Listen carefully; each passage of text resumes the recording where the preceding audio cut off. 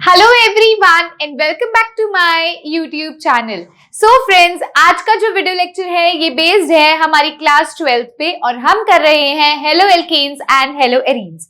Hello alkanes and halo arenes के अंदर हम पढ़ रहे थे methods of preparation of halo alkanes. हम अभी हेलो एल्केन्स को डिस्कस कर रहे हैं और उसमें भी हम मोनो हेलो एल्केन्स को डिस्कस कर रहे हैं जिसमें एक सिंगल हेलोजन एटम प्रेजेंट होता है।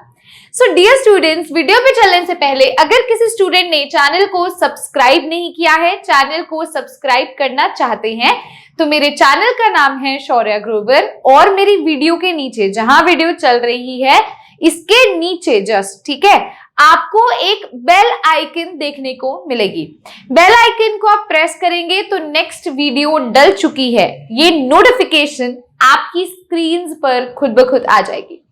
आज का जो वीडियो लेक्चर होने वाला है ये बेस्ड है methods of preparation of mono halo alkanes from alkanes. जी हाँ, हमने प्रीवियस लेक्चर के अंदर फ्रॉम अल्कोहल प्रिपेयर किया था मोनो हेलो एल्केन। 4 मेथड्स थे है ना अल्कोहल से बनाने के। अब हम क्या करने वाले हैं, एल्केन से हम बनाने वाले हैं मोनो हेलो एल्केन। तो उसको स्टडी करने के लिए, उस पे चलने के लिए आपको एक चीज बता दूं, मैंने आपको प्रीवियस लेक्चर में जितनी भी रिएक्शंस करवाई थी होपफुली आपने उसको एक नोटबुक पे लिख लिया होगा और अपनी अलमीरा पे पेस्ट कर दिया होगा।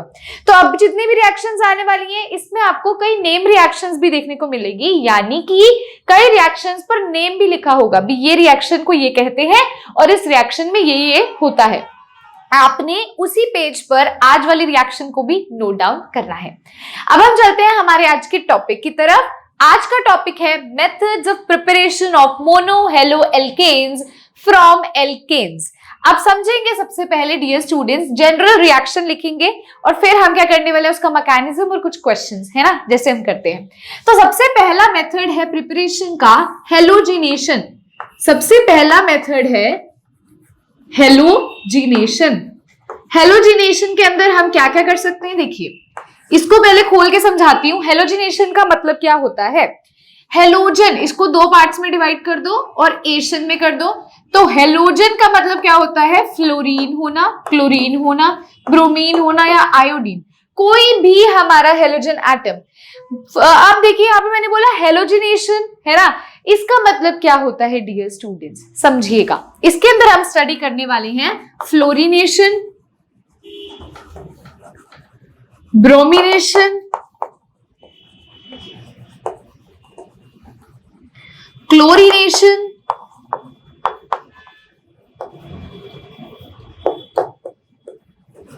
आयोडीनेशन।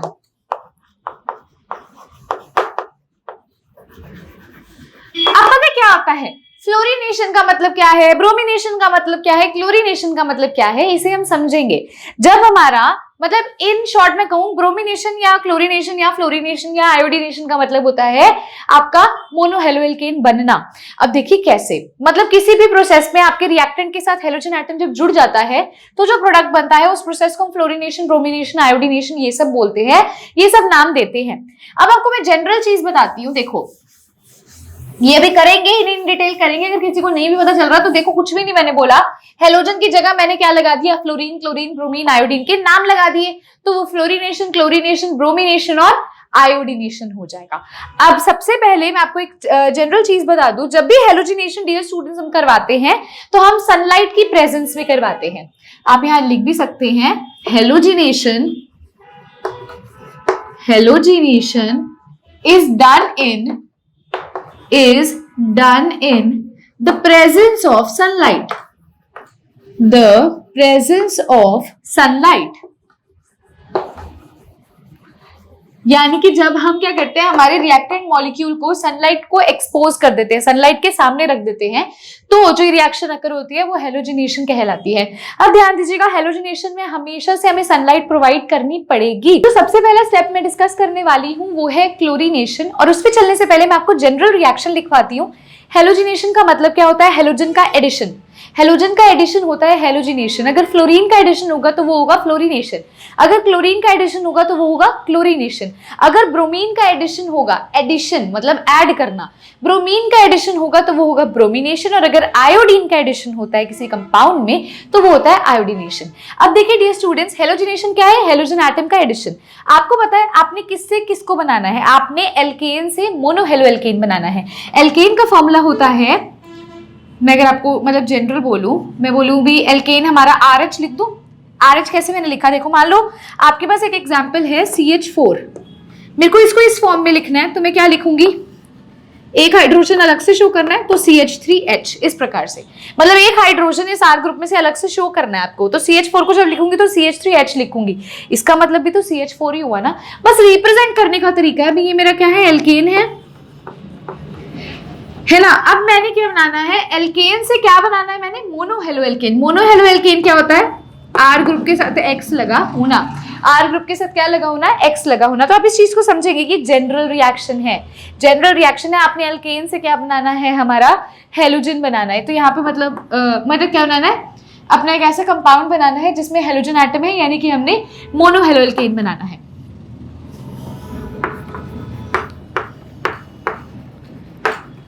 दोबारा बता दूं, मोनो का मतलब होता है 1, अगर एक ही हेलोजन एटम प्रेजेंट होगा तो वो मोनो हेलोजन हो जाएगा, मोनो हेलो एल्केन हो जाएगा। अब यहाँ पे ध्यान से देखिए, एल्केन के अंदर जब मैंने क्या किया, मैंने अपना कोई भी हेलोजन एटम उसके अंदर जोड़ा तो मेरा यहाँ से मोनो हेलो एल्केन ऑब्टेन हो गया। ये तो जनरल रिएक्शन थी। सबसे पहली रिएक्शन जो आपको स्टडी करनी है वो है क्लोरीनेशन डियर स्टूडेंट्स। सबसे पहली रिएक्शन जो हमें स्टडी करनी है वो है क्लोरीनेशन, यानी कि क्लोरीन की एडिशन। इन शॉर्ट यही होगा। क्लोरीनेशन का मतलब क्या होता है, जब हम क्लोरीन को ऐड कर रहे हैं, क्लोरीन की एडिशन कर रहे हैं। तो ध्यान से समझेंगे इस चीज को।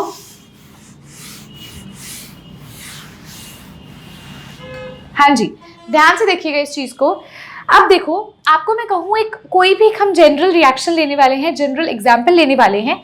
तो अभी तक हम जनरल रिएक्शन ले रहे थे, अब हम एक जनरल एग्जाम्पल ले रहे हैं। मेरे एग्जाम्पल ध्यान से देखेंगे क्या है, CH3 CH2 CH3, मैंने क्या लिया, एक एल्केन ले लिया है जिसमें 3 कार्बन एटम्स हैं।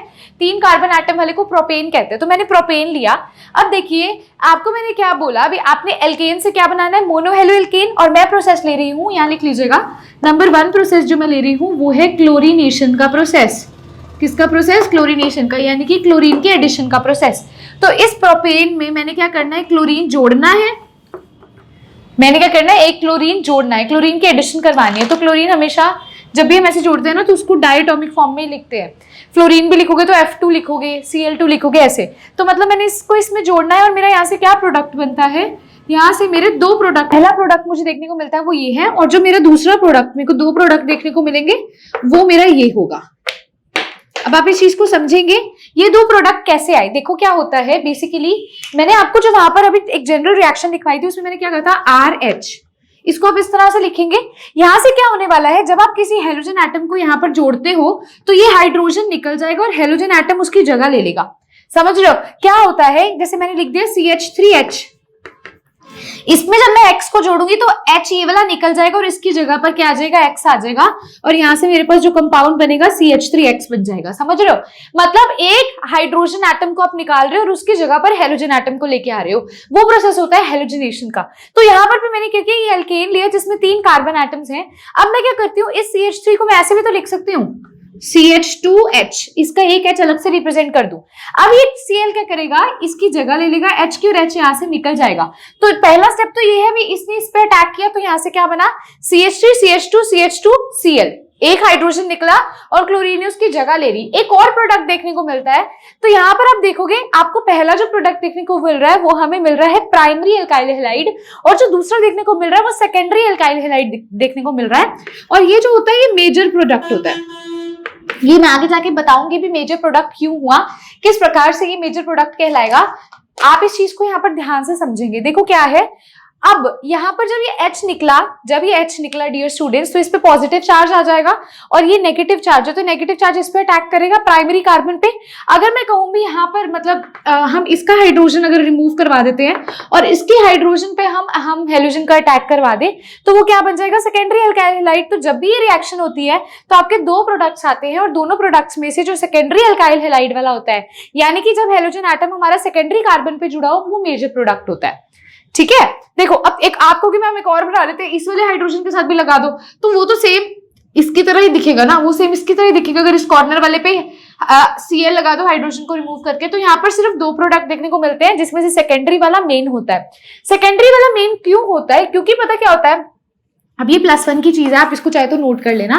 जो 3 डिग्री कार्बोकटाइन है वो ज्यादा स्टेबल होता है 2 डिग्री से, और 2 डिग्री ज्यादा स्टेबल होता है 1 डिग्री से। तो यहाँ पर क्या है, ये 2 डिग्री कार्बन पे लगा हुआ है हेलोजन एटम, और यहाँ पर ये 1 डिग्री कार्बन पे हेलोजन एटम लगा हुआ है। तो 2 डिग्री कार्बन एटम जो है वो ज्यादा स्टेबल होने वाला है हमारा 1 डिग्री कार्बन एटम से, इसीलिए वो मेजर प्रोडक्ट यहाँ पर बनता है। ये जनरल रिएक्शन थी जो मैंने आपको बताई। अब पता क्या होता है, अगर मैं आपका सिंपलेस्ट लू, अभी ये रिएक्शन यहाँ पर रुकी नहीं है, समझिएगा इस चीज को। ये रिएक्शन क्लोरीन के केस में क्या होता है, ये रिएक्शन अभी रुकी नहीं है, ये रिएक्शन चलती जाएगी। अब क्या होगा, ये जो प्रोडक्ट बना है ये फर्दर Cl2 से रिएक्ट करेगा और फिर से एक और हाइड्रोजन निकलेगा और फिर से एक क्लोरीन उसकी जगह लेगा। फिर से जो प्रोडक्ट बनेंगे वो फिर से Cl2 के साथ रिएक्ट करेंगे, फिर से हाइड्रोजन निकलेगा और फिर से Cl उसकी जगह पर आकर जुड़ेगा। ऐसा क्यों हो रहा है, आप इस चीज को समझिएगा। आपको मैं बोल दूं, जो हेलोजिनेशन प्रोसेस होता है, that process is not a permanent process, क्योंकि यहाँ पर आप मोनो हेलोएल्केन नहीं ऑब्टेन कर सकते। ये मोनो हेलोएल्केन आ गया, लेकिन अभी भी ये क्या है, आगे रिएक्ट कर सकता है, आगे रिएक्ट कर सकता है। मैं भी एक एग्जांपल लूंगी, एक और एग्जांपल लूंगी, आपको बताऊंगी मैं क्या चीज बोलना चाह रही हूँ।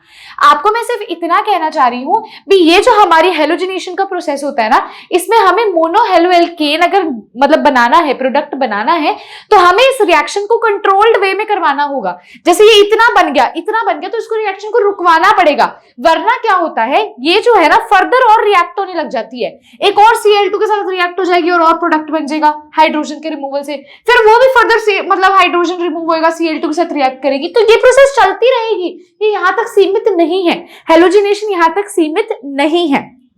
ठीक है, अब मैं आपको एक केस दिखाती हूँ जहां पर आपको समझ आएगा भी यहां तक रुकी क्यों नहीं है रिएक्शन। ठीक है, आपको एक एग्जांपल दिखाती हूँ, बहुत ही अच्छा सा एग्जांपल है, उससे आपको अच्छे से समझ भी आ जाएगा। तो इसीलिए हेलोजिनेशन का प्रोसेस बेसिकली हम बना सकते हैं मोनो हेलोएल्केन, लेकिन एक टाइम के बाद हम इसमें ये बोल देते हैं मिक्सचर ऑब्टेन होता है। मिक्सचर क्यों ऑब्टेन होता है, क्योंकि रिएक्शन रुकती नहीं है, रिएक्शन चलती रहती है। इस वजह से हम ये कह सकते हैं भी हेलोजिनेशन का प्रोसेस एक परमानेंट प्रोसेस नहीं कह सकते जिससे हम हेलोएल्केन को बना पाए। एक एग्जाम्पल दिखाती हूँ आपको, ये चीज बहुत अच्छे से समझ आ जाएगी, जो मैं आपको बोल रही हूँ वो आपको क्लियर हो जाएगी, बहुत अच्छे से क्लियर हो जाएगी।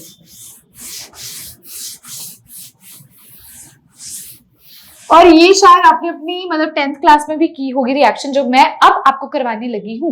तो ध्यान से देखिएगा इस रिएक्शन को, जो मैं आपको अब नोट करवाने लगी हूँ, इसको समझिएगा ध्यान से। क्या है, देखिए मैंने एक नॉर्मल एल्केन लिया CH4 को मैं खोल के लिख सकती हूँ, CH3H बिल्कुल लिख सकते हैं। अब मैं इसको क्या कर रही हूँ, Cl2 की प्रेजेंस में और in the presence of sunlight होने का मतलब क्या है, आपको हर रिएक्शन में ना H न्यू लिखना होगा। ध्यान रखिएगा, मैंने प्रीवियस रिएक्शन में मैंने H न्यू नहीं लिखा था, उसको नोट कर लेना। ठीक है, अब देखो यहाँ पर मैंने एल्केन लिया H न्यू यानी कि सनलाइट की प्रेजेंस में, है ना, रिएक्ट करवाई और Cl2 के साथ रिएक्ट करवाया, तो यहाँ से क्या आ जाएगा मेरे पास, CH3Cl आ जाएगा। ठीक है, अब ये क्या करता है, फर्दर Cl2 के साथ रिएक्ट करेगा, अब एक और हाइड्रोजन निकलेगा यहाँ से और एक Cl और आ जाएगा, Cl2 हो जाएगा।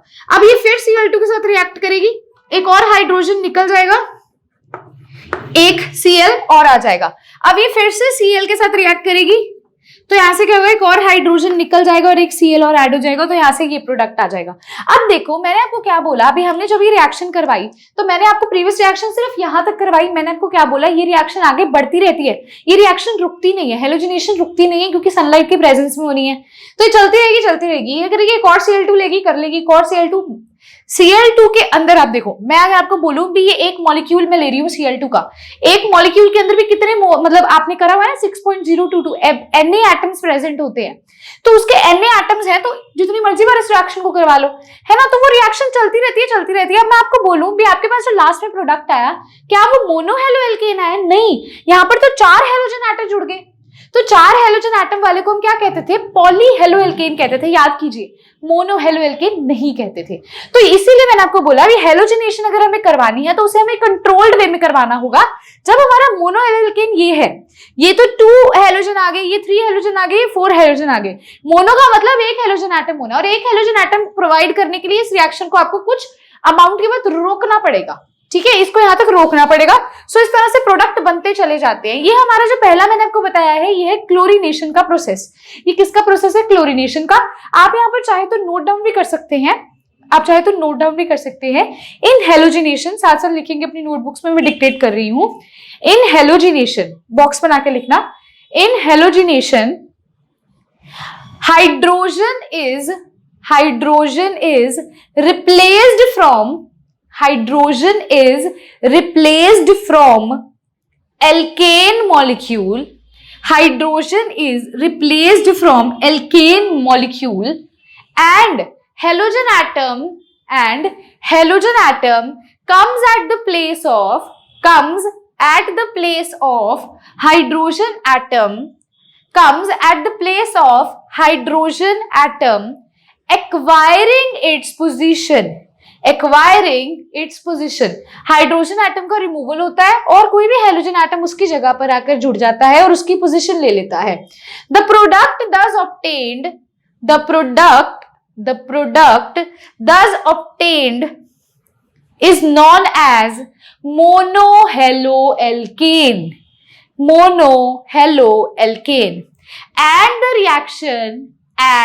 reaction in which halogen atom is added to alkane is known as halogenation। तो जब आपका हाइड्रोजन का रिमूवल होता है, उसकी जगह कोई हेलोजन एटम आ जाता है, तो मोनोहेलोएल्केन की प्रोडक्शन होती है। और ऐसी रिएक्शन जिसमें आपका कोई भी हेलोजन एटम आकर जुड़ रहा है एक एल्केन मॉलिक्यूल से, वो हेलोजिनेशन कहलाता है। अब डियर स्टूडेंट्स, ये तो हेलोजिनेशन था। ऐसे ही ब्रोमिनेशन होता है, क्लोरीनेशन, मतलब क्लोरीनेशन मैंने आपको बता दिया। ब्रोमिनेशन, आयोडीनेशन और फ्लोरीनेशन कैसे होते हैं? आयोडीनेशन नहीं अकर करती है ड्यू टू सम रीजंस जो मैं भी आपको बताऊंगी। फ्लोरीनेशन भी ऐसे अकर नहीं करती है जैसे ये अकर करती है क्लोरीनेशन की तरह फ्लोरीनेशन अकर नहीं करती, और आयोडीनेशन तो अकर ही नहीं करती है। अब बचा ब्रोमिनेशन। तो ब्रोमिनेशन के अंदर क्या है? ब्रोमीन का एडिशन। तो वो सिमिलरली आप कर सकते हो, जैसे आपने क्लोरीनेशन वाला किया वैसे ही ब्रोमिनेशन वाला होता है। लेकिन ब्रोमिनेशन के लिए एक और रिएक्शन है जो कि आपको इससे नेक्स्ट वीडियो लेक्चर के अंदर देखने को मिलेगा। उसमें भी हम एल्काइल ब्रोमाइड की फॉर्मेशन करते हैं, लेकिन हम उसके अंदर रिएक्टेंट एल्केन नहीं लेते, हम कुछ और रिएक्टेंट लेते हैं, और वो नेम रिएक्शन बहुत बहुत बहुत इंपॉर्टेंट है। इसके अगला वीडियो लेक्चर होने वाला है, तो वो हम बाद में देखेंगे। तो क्लोरीनेशन वाला मैंने आपको प्रोसेस समझा दिया है। अब मैं आपको करवाने लगी हूं आयोडीनेशन वाला प्रोसेस भी। आयोडीनेशन अक्कर क्यों नहीं करती? ब्रोमिनेशन के लिए मैं आपको बोल रही हूं भी नेक्स्ट वीडियो लेक्चर डलेगा, उसमें ओनली ब्रोमिनेशन वाला पूरा कंसेप्ट आपको समझाया गया है। भी ब्रोमिनेशन को हम एल्केन से, मतलब हम एल्केन्स की बजाय किससे बनाने लगे हैं, क्या रिएक्टेंट यूज करने लगे हैं। तो अब हम लिखेंगे आयोडीनेशन के बारे में। होपफुली आपने क्लोरीनेशन का ये एग्जाम्पल और डेफिनेशन जो मैंने अभी आपको बोली वो आपने नोट कर ली होगी। तो वीडियो को पॉज करके पहले इस चीज को नोट करेंगे dear students. So yes dear students, अभी आपने देखा क्लोरीनेशन का प्रोसेस, लेकिन मैंने आपको एक जनरल रिएक्शन करवा दी। जैसे कि मैंने प्रीवियस क्लास के अंदर आपको मैकेनिज्म एक्सप्लेन किया था SN1 एंड SN2, जो कि क्लास 11 से रिलेटेड था और आपकी रिएक्शंस में वो यूज हो रहा था। आज मैं आपको जो करवाने वाली हूं, जैसे अभी मैंने क्लोरीनेशन आपको बताई भी, क्लोरीनेशन की रिएक्शन ये है भी, एक हाइड्रोजन निकलेगा क्लोरीन ऐड होगा, एक हाइड्रोजन निकलेगा क्लोरीन ऐड होगा। अब उसका मैकेनिज्म मैं आपको एक्सप्लेन करने वाली हूं, जो कि क्लास 11 का बेसिक था। अगर किसी ने उसे नहीं किया है और अगर कर भी लिया है तो एक बार देख लो, रिवीजन भी हो जाएगी, और जिसने नहीं किया उसको याद भी करवा दिया जाएगा, है ना। तो उसका मैं आपको बता दूं, जैसे अभी जो मैंने आपको रिएक्शन लिखवाई थी क्लोरीनेशन की, वो क्या थी? CH4 plus Cl2 in the presence of H nu, यानी कि सनलाइट, gives CH3Cl और ये रिएक्शन चलती जा रही थी, मैंने आपको ये बताया था। अब आप यहाँ नोट करेंगे इसी रिएक्शन के नीचे दैट इन क्लोरीनेशन, ठीक है, जो ये रिएक्शन हो रही है ये होती है free radical substitution reaction. Free radical substitution reaction. अब फ्री रेडिकल सब्स्टिट्यूशन रिएक्शन का मतलब क्या है? रेडिकल्स बनते हैं, समझाती हूँ कैसे। देखो, पहले हमने एक लेना मॉलिक्यूल CH4 है, इसको मैं खोल के लिख सकती हूँ, इसको मैं क्या लिखूंगी? CH3H। अब देख रहे हैं डियर स्टूडेंट्स, ये रिएक्शन होने से पहले पता क्या होता है? पहला जो इसका स्टेप होता है ना, आप नोट करना, एक बार इसको इरेज करो, मैं आपको स्टेप वाइज बताती हूँ। देखो, पहला स्टेप आप लिखोगे इनिशिएशन स्टेप। पहला स्टेप क्या लिखोगे? कोई भी रिएक्शन है ना डियर स्टूडेंट्स, 4 स्टेप मतलब 3 स्टेप्स में आकर करती है। पहला लिखोगे इनिशिएशन स्टेप। इनिशिएशन का मतलब क्या होता है? अभी हमने इनिशिएट करवाया रिएक्टेंट को, मतलब हमने क्या करना है, अब हमारा जो रिएक्शन है वो शुरू होने वाली है। इनिशिएशन स्टेप के अंदर क्या होता है आपको पता है? यहाँ 2 Cl है, तो हमने क्या किया, मतलब Cl2 है ना, इस Cl को हमने सनलाइट को एक्सपोज किया। जैसे हमने इसको सनलाइट में एक्सपोज किया ना, तो आपको एक बॉन्ड जो इनके बीच का दिख रहा है ना, ये टूट जाएगा। ये बॉन्ड क्या हो जाएगा? टूट जाएगा, और यहां से हमारे पास 2 Cl के रेडिकल बन जाएंगे। रेडिकल हमेशा ऐसे डॉट से रिप्रेजेंट करते हो, 2 रेडिकल बन जाएंगे। इसका मतलब क्या? रेडिकल बनने का मतलब एक बॉन्ड में आपको पता 2 इलेक्ट्रॉन्स होते हैं, तो जब बॉन्ड टूटेगा तो एक इलेक्ट्रॉन ये Cl अपने साथ ले जाएगा और एक इलेक्ट्रॉन ये Cl अपने साथ ले जाएगा, जिसके कारण यहाँ पे क्या होगा? हमारे पास 2 Cl के रेडिकल बन जाएंगे। ये हमारा सबसे पहला स्टेप है, इनिशिएशन स्टेप। सेकेंड स्टेप हमारा होता है प्रोपेगेशन स्टेप। सेकेंड स्टेप हमारा होता है प्रोपेगेशन स्टेप। अब देखो क्या होगा, इस स्टेप को ध्यान से समझेंगे। हम इस मॉलिक्यूल को क्या लिखते थे? CH3H लिख सकते हैं। इस मॉलिक्यूल को CH3 हम इसमें क्या ले सकते हैं? 1 सेकेंड। हाँ, हम क्या करने वाले हैं? देखो, मैंने क्या किया, CH3H इस मॉलिक्यूल को ले लिया। अब एक Cl रेडिकल आएगा, 2 में से एक Cl रेडिकल आएगा और क्या करेगा? देखो, अब इन दोनों का बॉन्ड भी टूटने लग जाएगा। क्या होगा? इन दोनों का बॉन्ड टूटेगा और ये जो है हाइड्रोजन अपना रेडिकल लेके Cl वाले रेडिकल के साथ कंबाइन हो जाएगा और यहां से एक CH3 रेडिकल निकल जाएगा। देखो क्या होता है, इनिशिएशन स्टेप में क्या हुआ? आपने Cl को सनलाइट में एक्सपोज किया, तो यहां से आपको 2 Cl के रेडिकल मिल गए। सेकंड स्टेप प्रोपेगेशन स्टेप होता है। आपने क्या किया, CH4 जो आपका एल्केन है उसके साथ अपने Cl रेडिकल के साथ आपने उसकी इंटरेक्शन करवाई। अब पता क्या होता है, जो हाइड्रोजन का रेडिकल होता है ना, वो मतलब इतना स्टेबल नहीं होता, वो अनस्टेबल होता है, बहुत अनस्टेबल होता है, वो स्टेबल नहीं होता, जिसके कारण क्या होगा, ये बॉन्ड ब्रेक करेगा। जब ये बॉन्ड ब्रेक करेगा ना, तो हाइड्रोजन अपना एक इलेक्ट्रॉन ले जाएगा और ये CH3 अपना एक इलेक्ट्रॉन ले जाएगा। तो यहां से क्या होता है, देखो, CH3 ने अपना एक रेडिकल ले लिया, मतलब एक इलेक्ट्रॉन ले लिया, तो ऐसे बन जाएगा प्लस। यहां से हाइड्रोजन का एक रेडिकल और Cl का रेडिकल क्या कर लेंगे? बॉन्ड बना लेंगे और यहां से क्या बन जाएगा? HCl बन जाएगा। पहला, आप समझ पा रहे हो, पहला प्रोसेस हमारा क्या होता है प्रोपेगेशन में? एल्केन वाला जो बॉन्ड है वो टूट जाएगा, क्योंकि जो हाइड्रोजन रेडिकल होता है वो हाईली अनस्टेबल होता है। तो इधर ना CH3 रेडिकल इससे नहीं जुड़ेगा। हाइड्रोजन क्यों जुड़ेगा? क्योंकि वो हाईली अनस्टेबल है। आप कहोगे मैम यहाँ तो 2 रेडिकल बन रहे हैं, एक CH3 रेडिकल, एक H रेडिकल। H रेडिकल ही Cl से क्यों जुड़ा? क्योंकि H जो है वो हाईली अनस्टेबल है, तो वो उससे जुड़ जाएगा, बॉन्ड बना लेगा फटाफट से, और यहाँ पर हमारा एक रेडिकल आ जाएगा, CH3 रेडिकल, जिसे मैं कहती हूँ।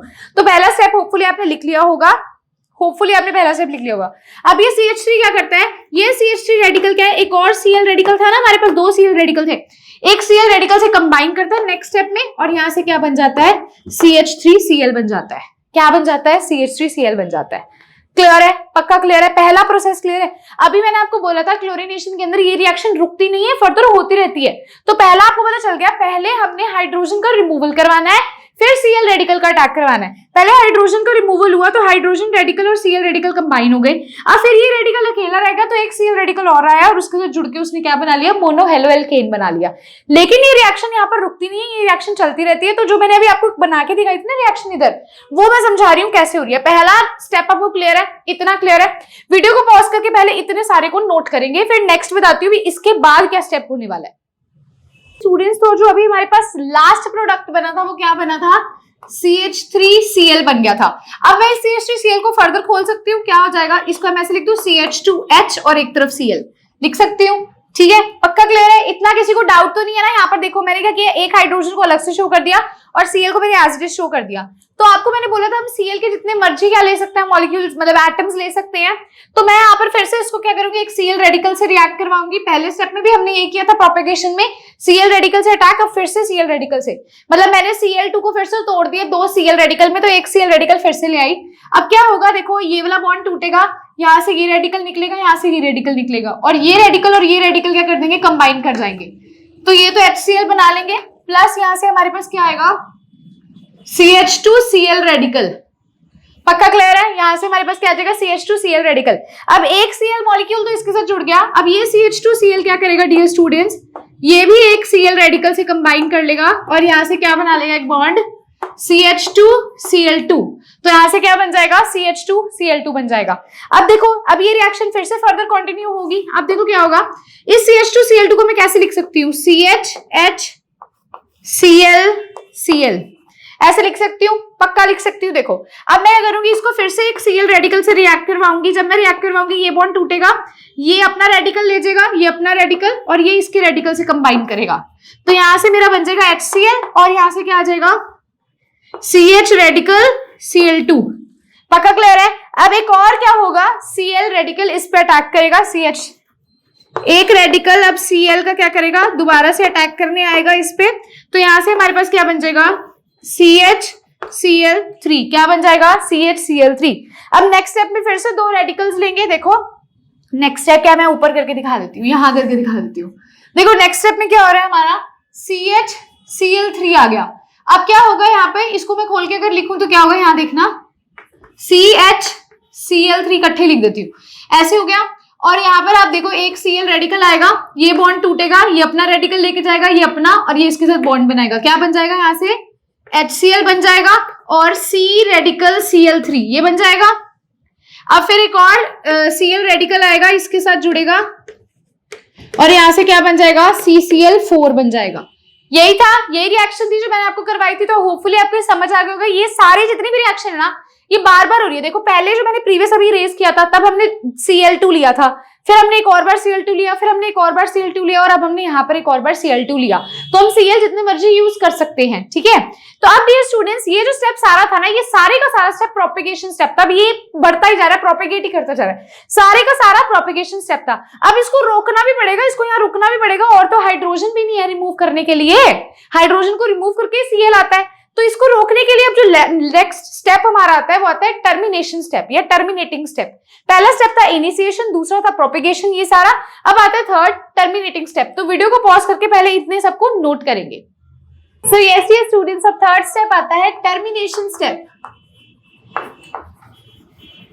ध्यान से समझेंगे इस स्टेप को।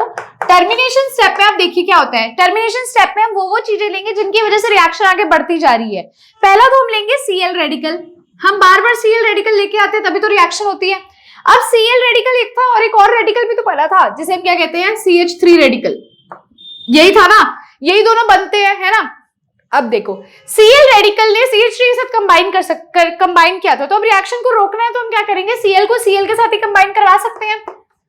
अब रिएक्शन को रोकना है तो हमने उसको उससे कंबाइन करवा दिया और Cl2 बन गई। अब ये फर्दर क्या होगा, रिएक्ट नहीं करेगा क्योंकि हमने Cl2 ही बना दिया। हमने क्या किया, रेडिकल को रेडिकल उसी सेम रेडिकल से बना के दोबारा से वही प्रोडक्ट बना दिया। हमने क्या किया था स्टार्टिंग में, इनिशिएशन में हमने Cl2 को ही तोड़वाया था 2 में। अब हमने जब इसको रोकना है रिएक्शन को, तो हम क्या करेंगे, दोनों Cl रेडिकल को जोड़ देंगे और Cl2 बन जाएगा। एक तो यार ये प्रोडक्ट बन सकता है टर्मिनेशन स्टेप में। अब ये रेडिकल है, अब ये रेडिकल Cl रेडिकल से भी तो कंबाइन कर सकता है। मैंने क्या बोला, ये 2 चीजें लास्ट में बचती हैं। तो एक Cl रेडिकल थोड़ी है, बहुत सारे Cl रेडिकल है ना। तो मैंने क्या किया, उसको CH3 रेडिकल से कंबाइन करवा दिया, तो यहाँ से क्या बन गया, CH3Cl। मेरा एक ही प्रोडक्ट बन गया। अब जैसे कि मैंने आपको बोला, जरूरी नहीं है भी एक ही Cl रेडिकल हो, बहुत सारे थे ना अभी हमने देखा। वैसे CH3 में भी आपको देखने को मिलेगा, जरूरी थोड़ी है CH3Cl रेडिकल से कंबाइन करे, वो एक और CH3 रेडिकल से भी तो कंबाइन कर सकती है। यहां से बनेगा C2H6, यहां से क्या बनेगा, C2H6। और C2H6 क्या होता है, अपना इथेन होता है। तो ये क्वेश्चन पेपर में आता है भी, जब भी आप हेलोजिनेशन का प्रोसेस करवाते हो या क्लोरीनेशन का प्रोसेस करवाते हो, आप वहां पर हमें प्रूव करो, शो करो भी इथेन कहां बन रहा है। अब ये जो इथेन बन रहा है ट्रेसेस में बन रहा है, ट्रेसेस मतलब बहुत कम क्वांटिटी में। क्यों? क्योंकि रिएक्शन वैसे तो अकर कर रही है, हमें रिएक्शन को रोकना है। रोकने के लिए हम देखते हैं लास्ट में हमारे पास चीजें क्या क्या बची हैं। तो हमारे पास 2 रेडिकल्स बचे थे जिसकी वजह से रिएक्शन हो सकती थी, एक था Cl रेडिकल, एक था CH3 रेडिकल। पहले स्टेप में Cl ने Cl से कंबाइन कर लिया, दूसरे स्टेप में CH3 ने Cl से कर लिया, और तीसरे स्टेप में CH3 रेडिकल ने CH3 रेडिकल से ही कर लिया। तो यहीं पर अब हमारी रिएक्शन खत्म होगी क्योंकि सारे रेडिकल्स को हमने एक दूसरे से और खुद से भी इंटरेक्ट करवा दिया। तो यहाँ पर जब हम फाइनल में देखते हैं हमें इथेन भी देखने को मिलता है, लेकिन वो कम क्वांटिटी में देखने को मिलता है, ट्रेसेस में देखने को मिलता है। तो जब भी अगर आपको कोई क्वेश्चन ऐसे पेपर में देखने को मिले भी show the formation of ethane in chlorination या हेलोजिनेशन, तो आपने सारे स्टेप्स करके दिखाने हैं, इनिशिएशन, प्रोपिगेशन और फिर टर्मिनेशन का स्टेप। तो क्लोरीनेशन वाला जो टॉपिक है वो यहीं पर फिनिश होता है। अब जाकर क्लोरीनेशन का मैकेनिज्म मैंने आपको प्रॉपर्ली एक्सप्लेन किया है, वही रिएक्शन जो अभी मैंने आपको करवाई थी। अब हम करने वाले हैं आयोडीनेशन एंड फ्लोरीनेशन। आयोडीनेशन अगर नहीं करती है उसका रीजन है, लेकिन हमें बनाना तो है ना एल्काइल आयोडाइड। देखो RCl हमने अब बना लिया, RBr के लिए मैंने बोला नेक्स्ट वीडियो के अंदर आपको मिल जाएगा एल्काइल ब्रोमाइड की रिएक्शन। RI मैंने बोला आपको भी बनेगा नहीं, लेकिन किसी और चीज से जरूर बनेगा, किसी और रिएक्टेंट से जरूर बनेगा, मैं अभी दिखाऊंगी। एल्केन से हम नहीं बना सकते, ये रिएक्शन रिवर्सिबल हो जाती है इसलिए नहीं बना सकते, अभी एक्सप्लेन करूंगी। एक है RF में भी आपको देखने को मिलेगा एक रिएक्शन है, नेमिंग रिएक्शन है जो आपको याद करनी पड़ेगी। तो अब ये तो क्लोरीनेशन सिंपल सा हेलोजिनेशन वाला प्रोसेस था, ये दोनों बहुत ही इंपॉर्टेंट होने वाले हैं। ऑब्वियसली RCl वाली फॉर्मेशन भी इंपॉर्टेंट है, लेकिन ये दोनों फॉर्मेशन भी बहुत इंपॉर्टेंट है। तो वीडियो को पॉज करके पहले टर्मिनेशन स्टेप नोट करेंगे। तो यस स्टूडेंट्स, अब आयोडीनेशन जैसे कि मैंने आपको बोला डायरेक्ट आयोडीनेशन पॉसिबल नहीं है क्योंकि रिएक्शन रिवर्सिबल होती है। देखिए क्या मतलब, जब हम एल्केन के अंदर I2 को यानी कि हमारे हेलोजन को जोड़ते हैं, एक हाइड्रोजन का रिमूवल होगा और आयोडीन उसकी प्लेस लेगा और साथ साथ HI फॉर्म होगा।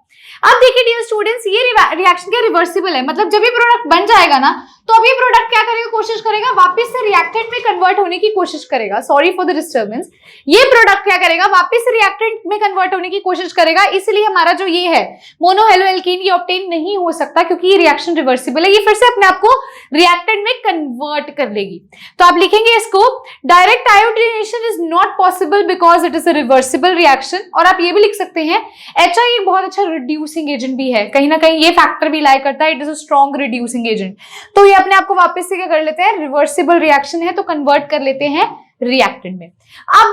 अब इस प्रोसेस से तो होगा नहीं, एल्केन से तो बनेगा नहीं, ये तो समझ आ रही है। तो किस प्रोसेस से हमारा एल्काइल आयोडाइड बनेगा, है ना।